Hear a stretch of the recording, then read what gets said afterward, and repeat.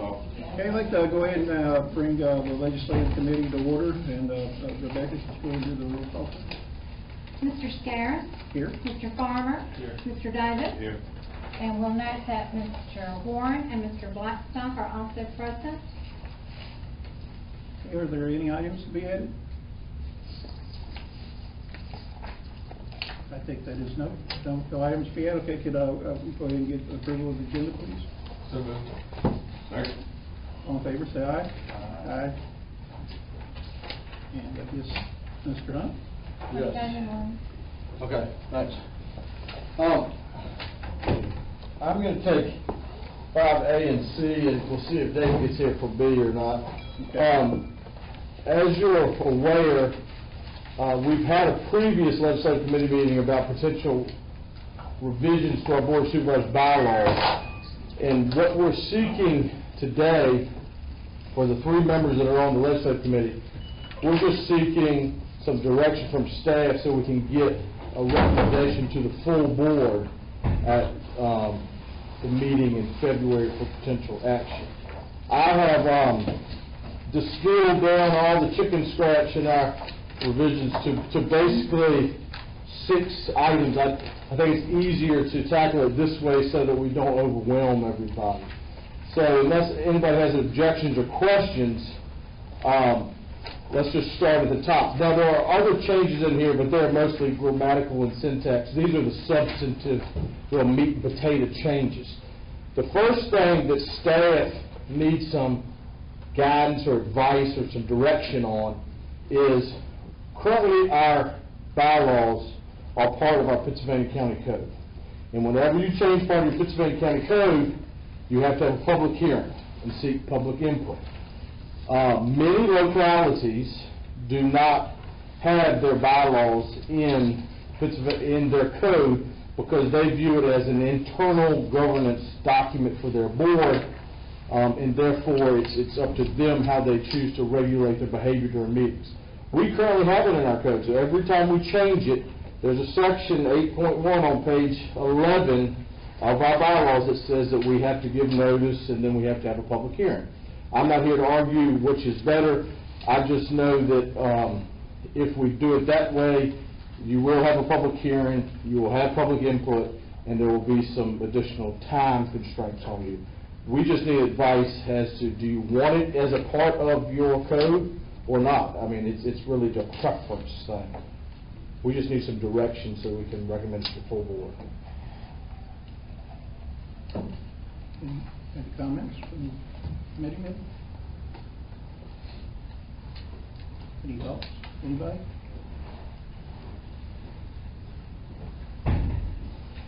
So, I understand it's a whole lot here, but you're just talking specifically about the hearing, the public hearing aspect of it? Right, yes. Right now?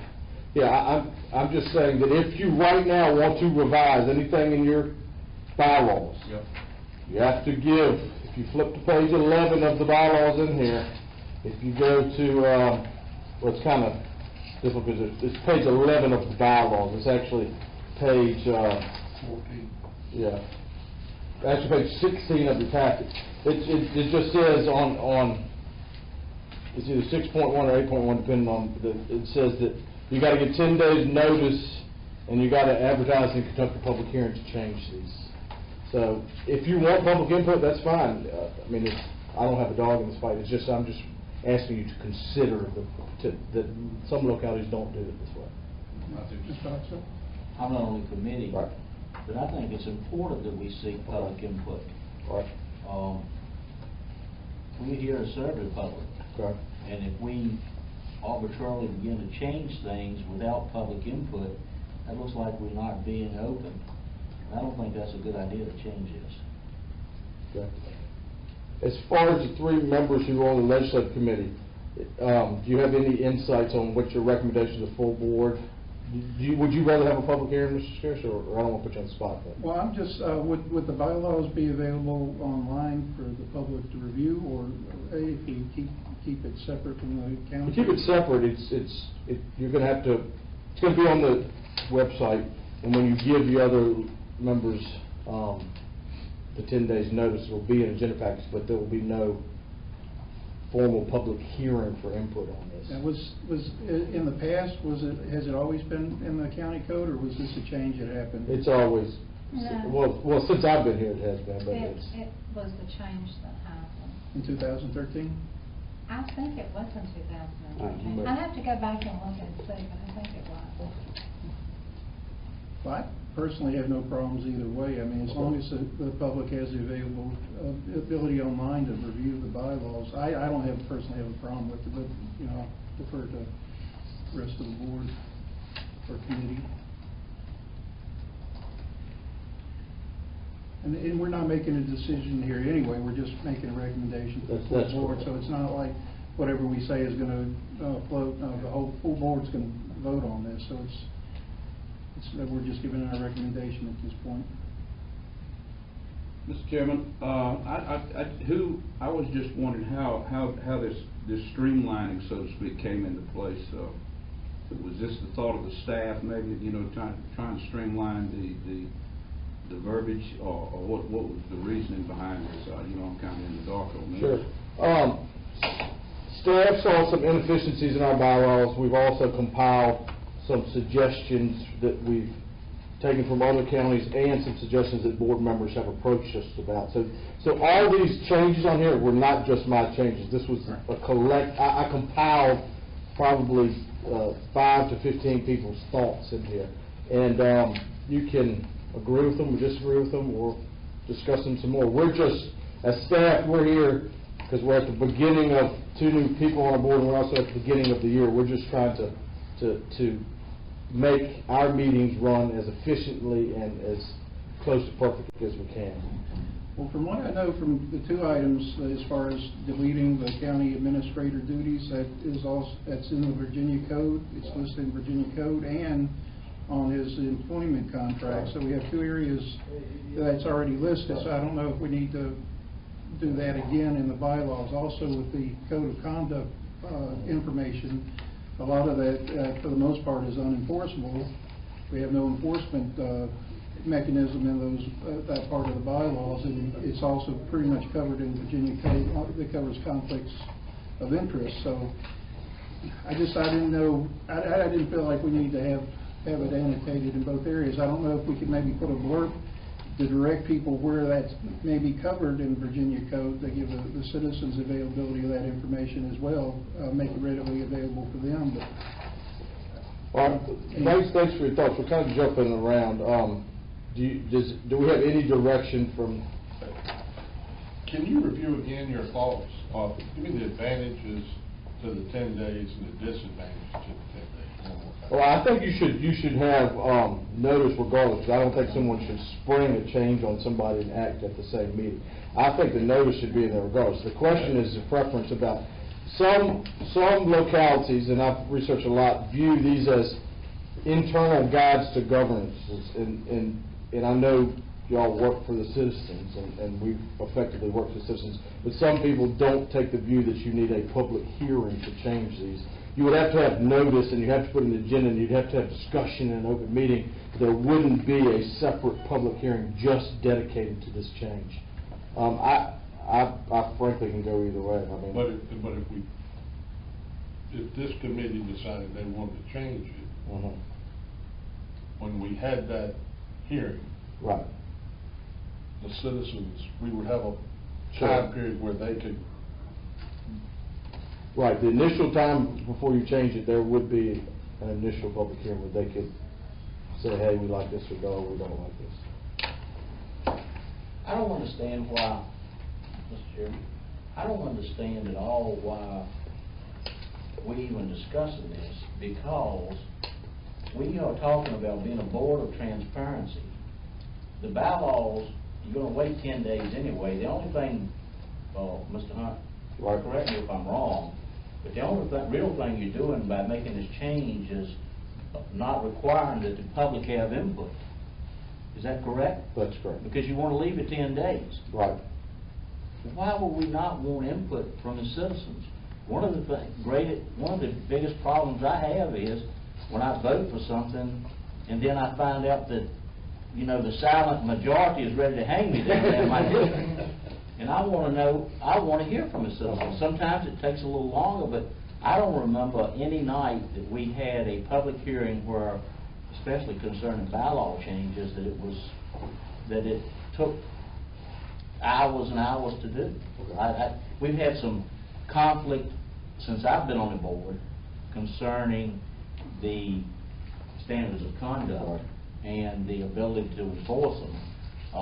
But not, in my opinion, that gives us a guideline to be gentlemen, or gentle ladies, or the correct political term these days. But I don't see why we would want to do away with a public hearing if we're going to make changes to the bylaw. Right. So, am I correct that the consensus would be to recommend the full board just leave it as the status quo? Yeah, I mean, I haven't Okay. spoke up, but after hearing Sure. all that, I totally agree. Okay. I enjoy having this public input. Sure. All right, so let's move on to number 2. This issue, which is in section 1.2 of your bylaws, this has really, it would be a thought to add this to section 1.2. This has really arisen when we've gone to one meeting per month. What's happening now is if the current practice is the board places on a Board of Supervisors agenda asking and seeking authority from the board to hold a public hearing to do something. And right now, since we don't have one meeting a month, you ask for it one meeting and then you have a whole public hearing the next meeting. Sometimes there's a lag time of like close to 60 days. It used to be you did one meeting, 2 weeks later you could bang it out. The wheels of government grind slowly. We're just questioning, does it need to grind this slowly? So one thought was, do you desire to give either the board chairman, the county administrator consult with the chairman and say, hey, yeah, this sounds like we should advertise, or if you don't just want one person making a decision, do you poll the board, or does that get cumbersome, or do you just have, you consult with the chairman and the vice chairman and they give the authority to advertise this? Because right now, if we have a simple change that's time sensitive, it really takes, sometimes 60 days, 2 months really to get something done. So we're just questioning whether, there's no legal requirement to get authority from the board to hold a public hearing. We just did it because we thought it was the respectful thing to do. Also, why would we spin our wheels holding a public hearing and doing all those things if there was not appetite from the board to make the change in the first place? So that's just a discussion, jumping off point here. Any comments from the committee? I'm personally okay with allowing our chairman and vice to make the call, because we're still going to have the public hearing. Right, yes, you still have a public hearing. That's my. I go as far as taking a poll of the board as well. I mean, I have no problems with making sure the whole board is aware of a public hearing at the time that we're making a decision. As our current chairman, Mr. Warren, what are your thoughts on this? Well, as sitting chairman now, I'm going to survey the board. Okay. That's just, I'm going to do that. Well, let's just write that Because in. I think that's the pertinent thing I just think to do that. I mean, that's, everybody should have the information, I mean, everybody should be part of the decision. So do we put language in that says like the board chairman, following consultation with his board members, shall have the ability to set a public hearing? Yeah, that's probably worked out for me. Now, no, if it's a controversial issue, it could be a 4-3 vote to have a public hearing. It's on any vote. It's on, okay. Well, I said we want public, I mean, we just decided, Right. this committee just decided we wanted all the public input we could get, so I don't think anybody's gonna have a problem with having a public hearing about something.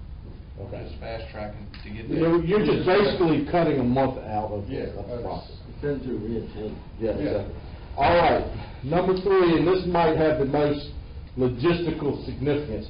We currently, on the 3rd Tuesday of each month, at 4:30, we have a work session that has a closed session if we need it at the end, and then we have the business meeting over the courthouse at 7 p.m. As you know, we've been really jammed up for time starting at 4:30. We're either not eating or eating so fast, you barely get over there in time. There has been some talk from staff and been approached by some board members. We now have more people who have full-time jobs working on the board. we're asking if you want to consider have a standing closed session at 3 o'clock that day, from 3 to 4, if you need it. You might not need it every month. And then you would roll right into your 4 o'clock work session. Hopefully, that will give you the wiggle room to have a more peaceful dinner. Then you have to run over to the thing at 7. What are your thoughts about changing this meeting to make it more efficient, to make it less feel like you're rushed, give us a little more cushion for things that go over or things that arise? Any thoughts from the committee? Mr. Chairman, I mean, I know in this, we're going to have 4 maybe different opinions, we have 4, and I want everyone to speak on this. My personal would be, I like the idea of the closed session being beforehand. I'm fine with that. I personally don't know if we need to have the work session last maybe 2.5 hours, or 3 if we go at 7. I would suggest 3:30 to 4:30 closed session. Keep the work session at 4:30. But I'm only on here for 1 month. Y'all been here for 2 years with this current arrangement, so y'all have more input, more experience with the logistics. Well, we've had a tremendous amount of economic development activity recently, and there's a lot of times we go over there and we're trying to do like 2 hours worth of economic development in a 30-minute time frame. But I agree, even giving us extra 30 minutes would be beneficial. We just saw a problem in trying to solve it, but we'll defer to the people who have full-time jobs and trying to take off to get here. Mr. Davis, any thoughts? Well, I have a lot of them, but I'm going to make all of you mad if I You tell probably you work harder everything. than any of us. Tired now, but is it a closed session? You know, you can have a closed session really at any time, can't you? I mean, you don't have to have it on the day we have a meeting, or do you? Especially when it's economic development. No, you can certainly have called meetings or special called meetings. Yeah, that is true. So I'm already taxing my employer to be here at 4:30 now. Now you want to go to 3 to 4, 3:30 to 4:30. Now I'm gonna have to wiggle some more. You know, so the question is it does it have to have a decision that day, depending on the economic development progress, and it's got to be handled that day. That's one thing. But I will say that I will, because of the schedules, like Elton could be in Florida, he can be down there at another beach or wherever. Bob Warren can be out of town, Tim, I don't know where. Anyway, the thing is everybody tries to be here on the same day. And then here I am stuck again. I've got to work that schedule around. Mm-hmm.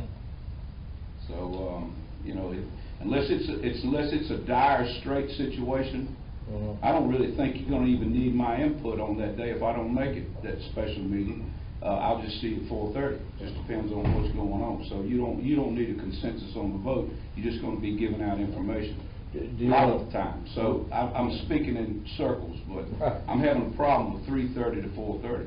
So, you know. Do we throw this to the full board to get more input, or is 3:30 too early? It sounds like you think 3 is too early. Well, Comments, Mr. Warren? You probably work harder as hard as him too, so.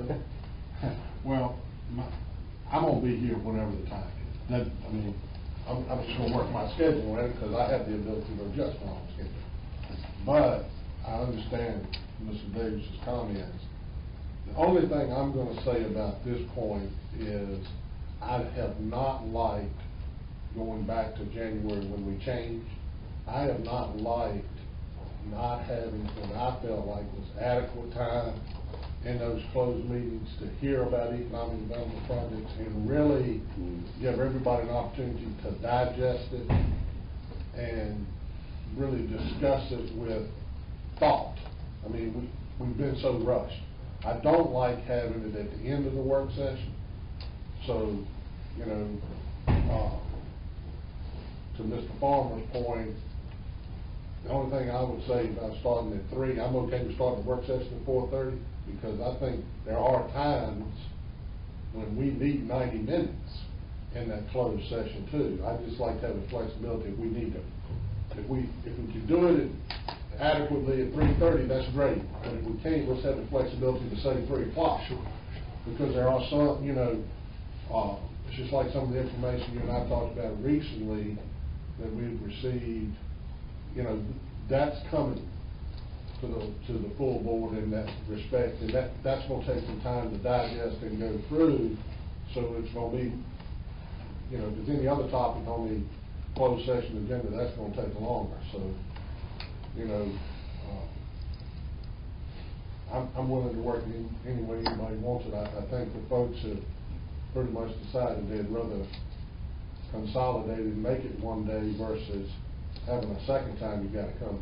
Doesn't matter to me, because I ain't gonna come over here all the time anyway. I think I'd like to get more input from the rest of the board before we, at least give them opportunity to discuss All this.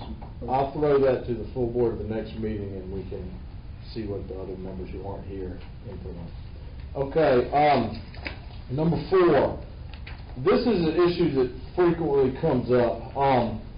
Right now, the way that section 2.5 of the bylaws are currently written, after we've published an agenda, you can only add an item to the agenda at the time of the meeting if 1, all board members are present, and 2, they unanimously agree to add that item onto the agenda. So if a person is not here at a meeting for whatever, they're sick, they're on vacation, they're working, they just can't make it, and we have something very, very important to add to the agenda, we can't add it. And there's no legal requirement to have this bylaw drafted this way. The Virginia FOIA open meeting laws do not state you have to have everybody present to add something to the agenda for a regular meeting. There are some rules for special meetings. Also, if everybody's present and one person doesn't want to add the item to the agenda, they could object and it would carry over to the next meeting. Well, the premise of Robert's Rules, the underlying fundamental premise of Robert's Rules is that the minority should not prevent the majority from doing something. So as it's currently written, let's say Mr. Barber's working hard and he can't come to a work session. We desperately need to add something to talk about on the work session. We can't do it. Or let's say somebody doesn't want it on there and we're all here, we can't do it.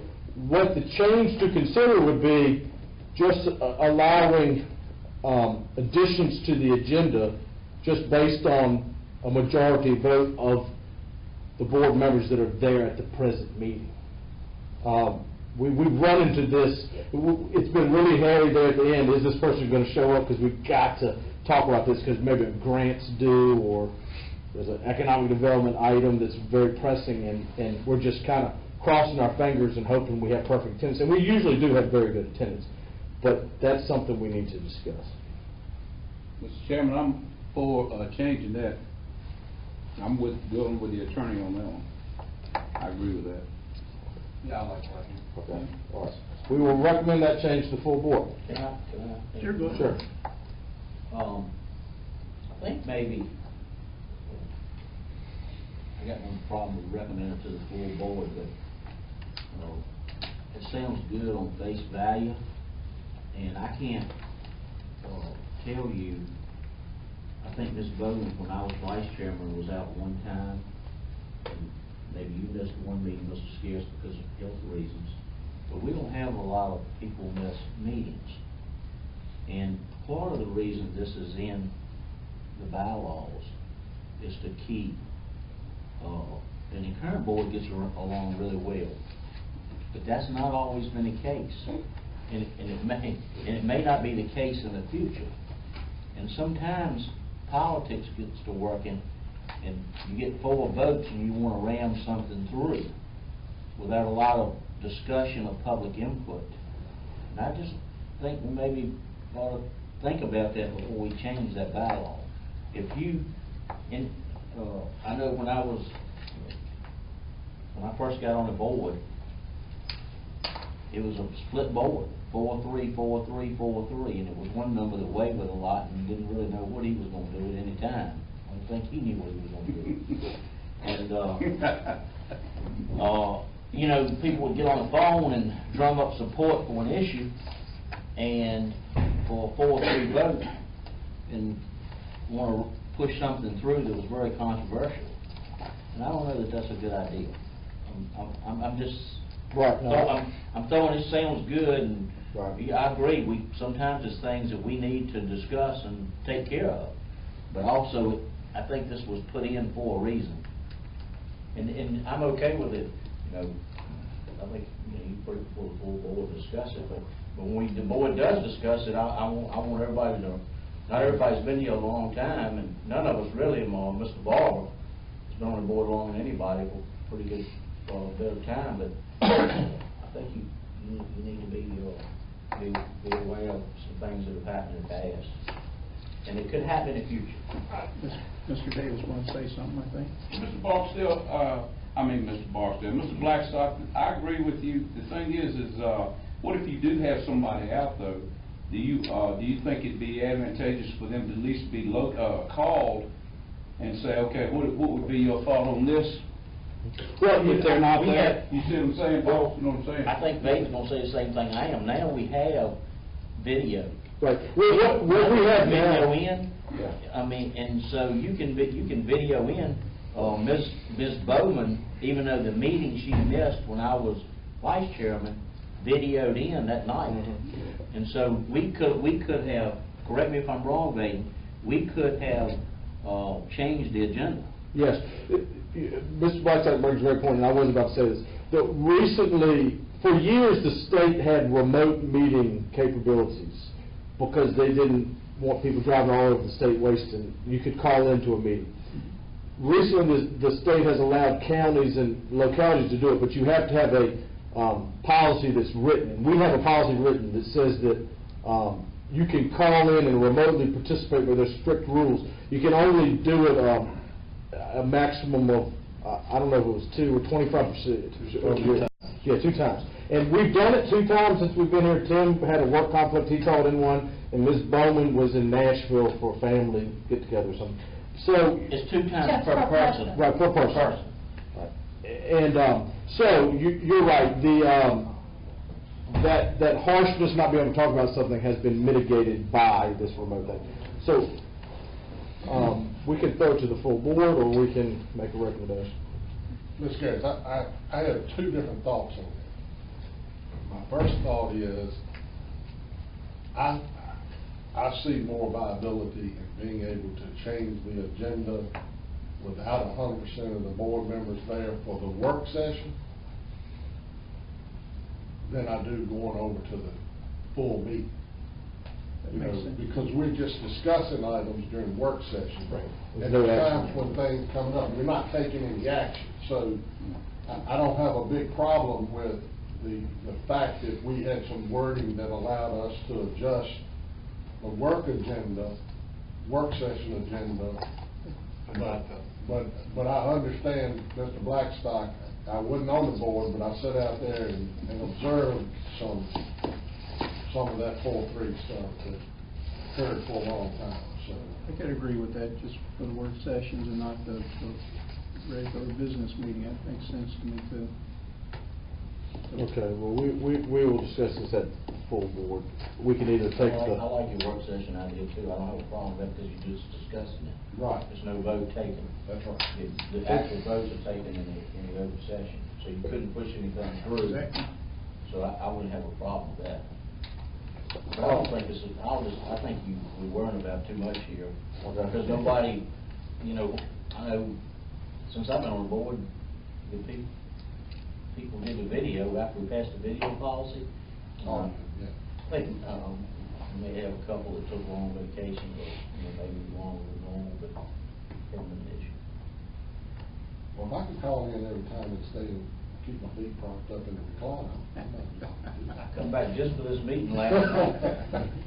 And I'll tell you just anecdotally, the reason why they adopted this only 2 meetings or 25% meetings is there was a female that was on the Norfolk or Virginia Beach school board, and her husband got deployed to the Middle East, and so she called in every meeting from the Middle East to a school board, local school board in Norfolk, Virginia Beach, and they just said that was ridiculous. She was living thousands of miles away, so they put a stop to calling She in. was deployed, or her husband? Her husband was, but she was living with them in the Middle East. But anyway, all right, number 5.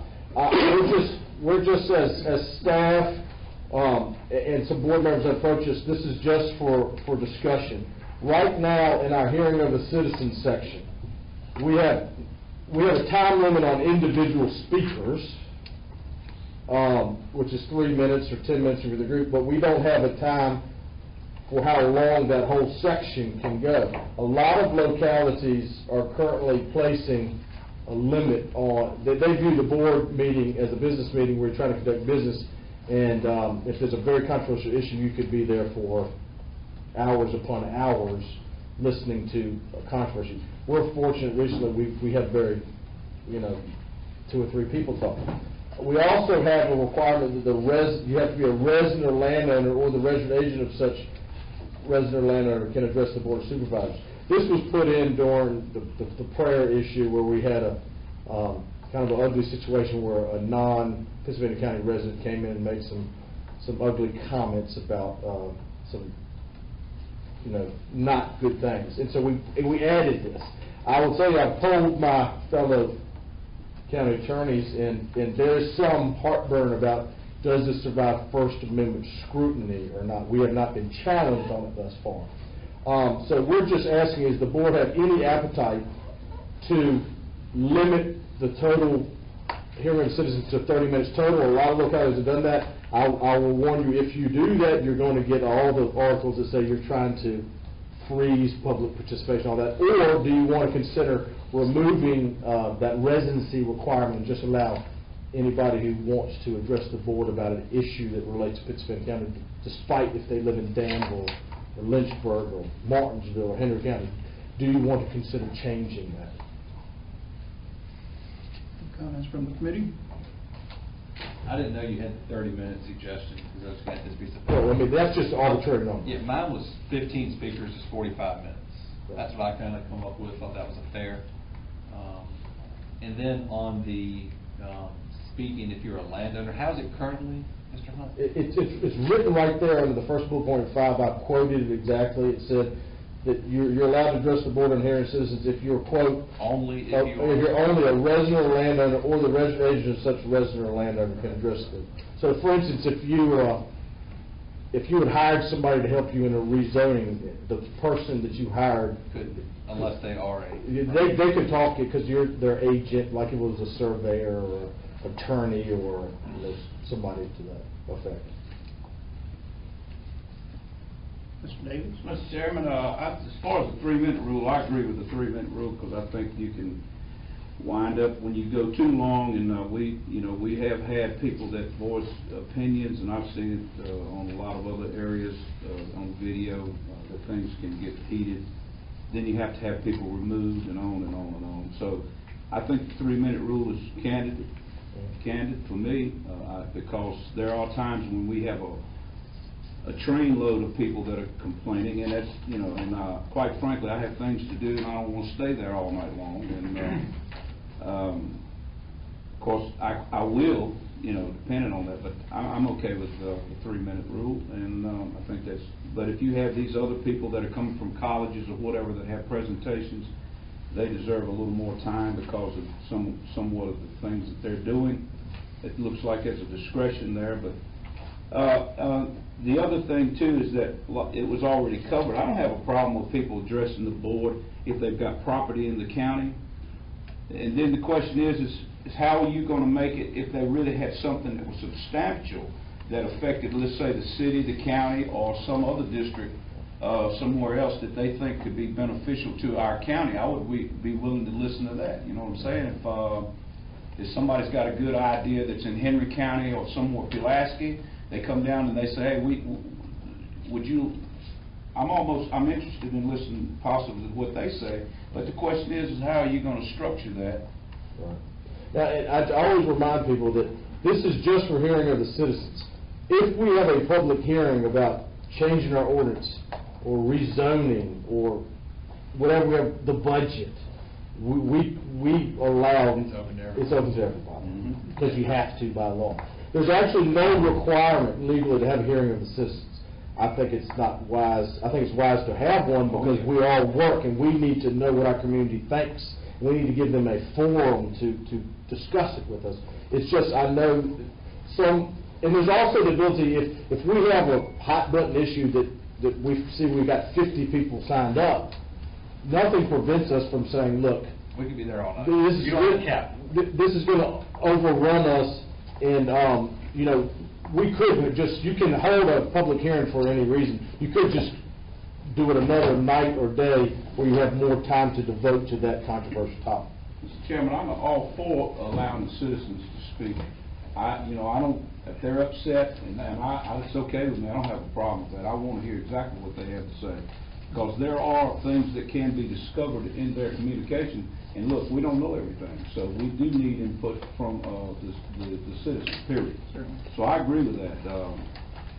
But the only thing about the 3 minute, the reason I say that is that if I know I got 3 minutes, I've got to be clear and precise and to the point, instead of rattling on, and that can happen. I can do that. I mean, you get to rattling on about things that are unessential. Mr.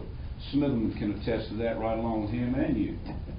I won't go where we were at though, but and then you can get in the weeds there. So I agree with that. I agree with allowing the citizens. Period. That should be that should be there always. That's just not even a thought. All right, so we've got 20 minutes, we've got 2 more items to get to after this. On this wax, I want, Yeah. what you want to say? The 3-minute rule was a good rule, Right. and we imposed it a lot. And getting back on Mr. Davis, one of your concerns, and I agree with you, would be if somebody had a good idea, something you wanted to, but what they could do is present it to you in 3 minutes, and then they could get on the agenda for the next meeting, and it could be part of your work session. Right. Let's remember, we're not talking about a public hearing, we're talking about the beginning of a meeting.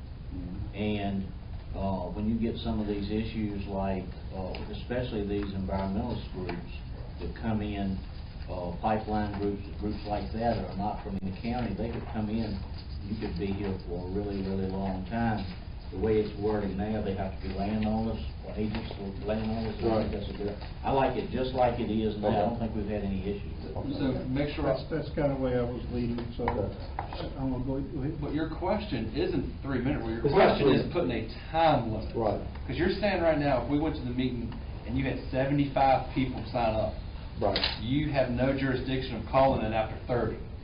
You're going to allow Well, all 75 to the talk. board can suspend the rules, but you're right, you're going to be there whatever 75 times What 3 is. you're, what you're saying in this revision would be, do we want to cap that time? Or maybe you don't cap it, maybe you add language in there that says, after X number of minutes, the board has the ability to vote to Yeah. cap it and call another public hearing, or something like, Let's we do can that. split the baby kind of like Let's do that. solid. If things are repetitive, we're getting the same people saying the same things, maybe we have like 45-minute or an hour time limit at our discretion kind of Right. thing. Just All right, so we do it like a 45-minute, and then the board would have to vote to To continue it. to continue it or, yeah, no, okay. All right, yeah. Every citizen in this is right, this is restricted to citizens of the county. Right. Every citizen in this county pays taxes. Right. My taxes is getting ready to go up by that assessment. If I wanted to come up here and speak my 3 minutes, I think I should have it. Yeah. Every citizen in this county should be able to come up here and address this board for 3 minutes. Right. And if we have to recess that portion of the meeting, they, correct me if I'm wrong, it's a process where you can move on in the agenda. Right. And then go back to it at the You end. could do that. So, why don't we throw this to the full board and see what they want to do? And another thing, Mr. Chairman, let's just say that they expend the 3 minutes. It's not the end of the program, because I got a phone, I got an iPad, and all this other high-tech stuff now. They can complain to me quiet, lengthy then. So, and then it could go back in, coming in the following month. So, it's not that they don't have a mouthpiece that they can, influence. Go ahead, Mr. Warren. I didn't mean to get in your way there. No, I just raised my hand. Oh, I thought you. Go ahead, Ms. Ward. I wholeheartedly, of course, agree that a citizen that wants to speak should have the right to speak. I do think we need some kind of formula that if we had a topic like whatever that affects the environment and we had 30 people that want to sign up, those conversations do get to be repetitive. If it's the same topic, it'd be nice to be in a position where we can move forward and come back. The things, and seeing this, I went and looked at some other sites that have time caps, like say an hour or 45 minutes. And what they do is they defer any citizen that signed up can come back and speak at the next meeting, and they're given priority as being first on that sign-up sheet for the next meeting. So it's not, you know, if we're gonna do anything, I think we need to incorporate that to say that if we're gonna suspend it right now, you've got priority to be first on hearing the citizens the next time. So, I mean, if you haven't if the full board considers making any changes, I just think that ought to be incorporated, that you're first on the list next time. So,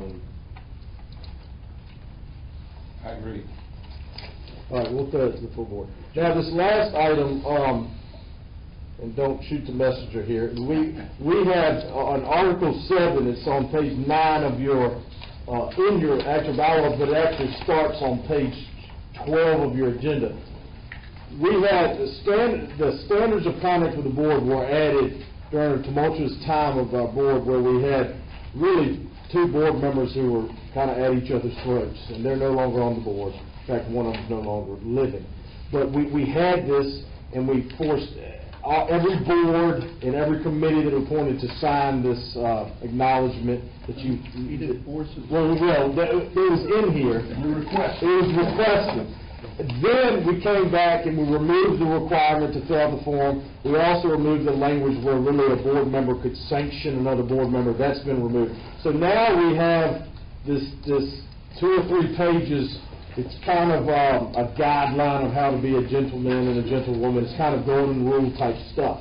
So the question for the board is do you want to keep it in here, or do you want to remove it because, you know, there's not a lot of teeth to this anymore? And I also will say that there's been some significant litigation since this has been put in the state where, I think it was in Portsmouth and Newport News, one board member violated some terms of the closed session, told what was going on. He got fined by the rest of the board for $2,500. He lawyered up, and the judge said, the only way, unless you violate the Virginia Conflict of Interest Act, which there are criminal penalties for that, the only way that you can sanction another board member is by the citizens either recalling that person or voting them out the next election. So the question to you, do you like it how it is? Do you want to remove it? Do you want to not touch this? We're in a safe zone where we can talk about this. What do you want to do with this? Because I still get comments from citizens, the public, and board members. We don't have to sign anything anymore, but it used to be, we would send it out and 4 people would sign it, 3 wouldn't, and we didn't feel like we had teeth to enforce this. So it's just for a discussion item. Comments from the committee? Well, you know, Mr. Chairman, I have a standard that I have to keep up, being an elected official that I have studied, and I know how I can be removed from office, and not to mention the vote. I also have a standard that I'm placed under. This is somewhat of a guideline on a piece of paper, but I already know what I'm held responsible for. Then I'm an elected official, and we all are. We're elected by the districts that we're presenting. So we answer to the district. So as far as you guys are concerned, we have laws that are in place that if I wanted to threaten or do something else to one of you guys, I don't know if that's the extent of it, we could, I could be held accountable from the local law enforcement crowd. So, I don't, you can leave it in there, or it doesn't matter to me. You can get rid of it. I mean, I really stand responsible to a higher operation than with you guys. Really, I really do. I represent 9,500 people and some more or whatever. I really give an account to them. I'm on 360. They watch and they see and they hear everything I do. So I give a bigger account to them than I do to y'all. So all I have is a yay and nay vote, and then I give a little discussion. But other than that, I answer to them. So I don't answer to you. I don't mean to be disrespectful. That's the way I see that. So I have a bigger hangman's noose per se than I would with Ron Scarce or anybody else, especially with my district. So I can leave it in there, or we can abolish it. That's my opinion. Mr. Farmer? Yeah, I mean, new guy here, so I concur as far as Mr. Davis's comments. I don't necessarily need a piece of paper telling me how I need to, how I should handle myself and ethically and professionally. And then again, I mean, we can keep it or dismiss it, but in the grand scheme of things, how are we going to enforce it? It's a big question, and I don't think we've just heard it. I mean, it's not an ideal way to do it, so I don't see an advantage of keeping it. Don't either, Ms. Farmer? I just wanted to comment on it. The reason I didn't vote for the bylaws 2 or 3 years in a row, I think we should take it out, and I'll tell you why. We all raised our hand, take an oath, and Ms. Bates said we got all specific. 2 board members got in an argument. They went back, this was drafted after York County, that's where it was drafted out of. They come back the next meeting in order to silence the board member, and I knew it stunk from high heaven. I didn't agree with it, it's not enforceable, I'm not supporting it. I think it should be removed, because it's something that was put in to inflict something on somebody else where they silence them. That's basically all it was. From one meeting to the next, they come up and modeled after York County. I mean, we don't need it, we got ethics, and everybody's ethical, I don't see any problem, but that's what it was put in here for, and it just left a bad taste in my mouth that one board member would try to silence another board member by coming up with all this stuff. And that's why it was a 4-3 vote, just so the board knew. Mr. Warren? I feel exactly the same way. I don't need that. I answer to a higher authority for my morals and my integrity and my professionalism. So I think it's not enforceable anyway. It's a moot point. Any other comments, so we can get moving on? We're running out of time here. All right, well, I appreciate you indulging staff, and I will get these recommendations. I'll circulate everybody, make sure we're on the same page, and then we'll have this as a work session item in February. Mr. Smith, do you want to tackle the next idea of, issue about the fire hydrants, or do you want to move that to? You want to talk about it? Sure, certainly. Last year about this time, well, it was after this time, it was after the budget was adopted in April. Kim and I were going through the budget, and there was a $75,000 appropriation for PCSA. And we cut everybody last year. So we cut that appropriation in half to $37,500. And it was months late, well, certainly weeks later, where we learned that $75,000 was actually codified. It was in the Pittsylvania County Code that said that we make this contribution to the PCSA, and the formula is $200 per hydrant. It just comes up to $75,000. So from where I sit, which is different from where everyone else sits, and we did this with the IDA last year. A lot of times when we start up new entities of government, we prop them up with some amount of annual appropriation for some amount of time. Last year we cut the IDA off, for lack of a better way to say it, saying that we were paying them about $35,000 a year for their operational expenses, and as you all know, they're probably making more than that just in interest, but they're quite financially sound, so we cut them loose last year. So the same theory was, do we do that at PCSA? We are 62,000+ citizens in the county. I don't know how many actually get water. Let's say 8,000. So do we want to continue having 62,000 help with the service that 8,000 get, or is PCSA far enough along now that they might be able to do without a local contribution? So that was the comment. This has been back in our list of things to get to for probably 8 months now, and we thought this was the right committee to put it forward and say, is this something we want to deal with, and let it run. Well, that's my comment. Probably defer to Mr. Barber and Mr. Blackstock. They're both on that board. So if you guys have any comments? I mean, I'd like to run it by the PCSA first myself. That's kind of my sudden thing to make a decision. Would you agree, Bill? Yeah, I think we ought to talk to the service authority about this. I've given us some thought. As somebody that represents citizens and stand with the district, I'll give you an example. I'd like to talk about this. For all these years, the service authority only serves a few people in my district. And one of those, the line, I think Tim knows what I'm talking about, down Brick Road, was a contamination issue. And then it was a well over in the Stanford district. I don't know that it needs to be in code. Sounds like to me probably it was a political move a long time ago. I think before we arbitrarily make a change like this, we should have some discussion with the service authority. There may be some underlying reason that I don't know.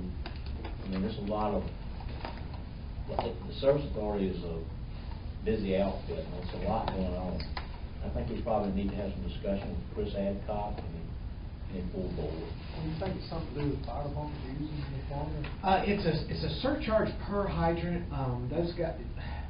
The fire departments are required, and this will be 80% accurate. They're required annually to ensure the maintenance of fire hydrants. Flow them, grease them, cap them, check off that they've touched them. I don't know if PCSA is doing that on behalf of fire Yes, departments. we're just paid to have every hydrant in the county, Service. well, repainted, sanded, painted. We hired an outside contractor to do it. Right, so that's a maintenance issue, but there is an annual requirement maybe as part of their ISO ratings. I'm not exactly sure, but that the fire department is responsible for making sure that thing turns and things like that. So the fee, which if nothing else, I tend to believe it should be in code. I mean, when you put a $200 fee in code, it's there forever. So in the year 2100, we're still paying the exact same amount. If it was more appropriate, if it's for that, to put it in some kind of contractual relationship outside the code, that might make more sense. But it's written, and it's not in this packet, but the members of this committee got it. It's written as $200 per fire hydrant to every political subdivision, for every hydrant in a political subdivision, I believe is what it says. It was written a little different, but this goes back to the establishment of PCSA in 1973. Okay, last year was about $78,000. That's what Kim told me. Mr. Chairman, I agree completely. Let's go talk with them. Let's make sure we cross T's, dot the I's. But one part about that is I'd like to throw out that we consider as we're looking at this, let's don't again take something away or draw it away that in a few years we're saying, gosh, we needed that for capital improvements down the road. We need that, if they need the money, then if they need it for a different purpose now, but they can validate that they need it, let's make it some kind of capital improvement so we're getting more water lines or, we're serving people. Look, I mean, let's just not take it away and then realize that we shouldn't have done that like we've done before. Yeah, I completely, again, concur with the idea of having that discussion. But also, maybe the end goal is for it not to be a code, right? I mean, maybe it's where we can annually at budget time have that discussion, open discussion, where's your needs, what are we capable of, just like we do all the other entities. But maybe nowhere it's not a requirement. I agree. I would like to see, my personal opinion is to get it out of code. And I agree with that. And another thing, as he said, I agree with the capital improvements, but are we realizing the money, when you got, how much is in y'all's budget, Elton, on PCSA? You got an idea? Well, the budget right now we have about $3 million. That sounds like, when I say we, the service authority. That's nothing if you run the sewer line. Right. Then you don't know how many people on it, Mr. Blackstock, you don't know how many people on it. I'm for, we need a water line coming in to, we have to grow. And I believe in the plumbing, but the question is we need that. But are we making the progress?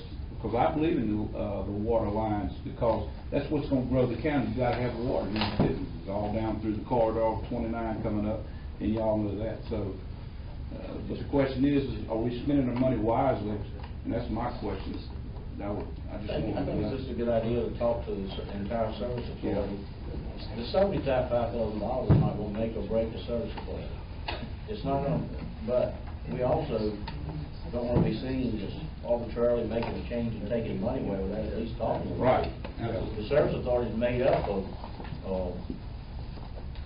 we each appoint someone to the service authority that represents your district. You make the appointment, or the full board does, based on your recommendation, or we have 2 board members on it. Mr. Harville was on it from Westover when I originally went on there, and I was also on there. But, you know, we need to talk with them. I don't think it should be code, but maybe it's a reason for it. That's what I would I want to know we need to, instead of sitting here in 10 minutes and deciding, we need to have some frank discussion with Chris Adcock's a good man, and we got good people on that service authority. Just let's have a discussion with them and find out. It's the representative from Mr. Davis's district. He's been on there a long time, and they know the background of that thing. It's complicated. I'm just thinking maybe because of the fire department, that's why it's a code. I don't know. I mean, that's what I'm saying. We need to find out what the reason was why they set it up. It may be something to do with the fire department, you Yeah. don't even know. We'll find out. That sounds good. So we can move on to item C. We have time enough to get that in 2 minutes? I think we probably can do, I don't know if we can do it 10 minutes. I think we We should. need to start it. I think we should just, the next meeting, Ms. Flippin, is the computer training, right? Do you think we can take 5 minutes of that meeting to address this issue? Because the timing's not gonna allow us to wait till February. We can't wait till the 20th, but what, is the 6 o'clock meeting advertised as joint? Finance. Oh, it's joint school board. Well, I'll tell you what we'll do. We'll push this out to you. It's just supporting a resolution that our local patrons have championed. I don't think it's very controversial. We'll push it out to you by email and get a consensus about how to act on it, okay? Well, I can already tell you, I would go ahead and approve. Okay. the resolution. So our local, Oh, yes, okay. All of our local. all of our, members are so, supporting. it's, in other localities that it applies to, have all, to our best beliefs, have already adopted this resolution. Well, I think. It's supporting the.